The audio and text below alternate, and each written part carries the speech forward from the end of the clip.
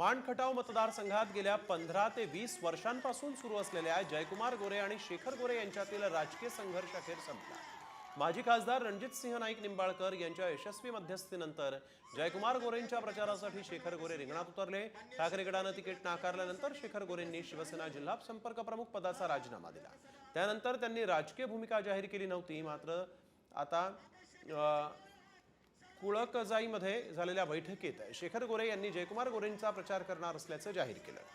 माण खटाव मतदारसंघात गेल्या 15 ते 20 वर्षांपासून सुरू असलेल्या जयकुमार गोरे आणि शेखर गोरे यांच्यातील राजकीय संघर्ष अखेर संपला। माजी खासदार रणजितसिंह नाईक निंबाळकर यांच्या यशस्वी मध्यस्थीनंतर जयकुमार गोरेंच्या प्रचारासाठी शेखर गोरे रिंगणात उतरले। ठाकरे गटाने तिकीट नाकारल्यानंतर शेखर गोरेंनी शिवसेना जिल्हा संपर्क प्रमुख पदाचा राजीनामा दिला। त्यानंतर त्यांनी राजकीय भूमिका जाहीर केली नव्हती। मात्र आता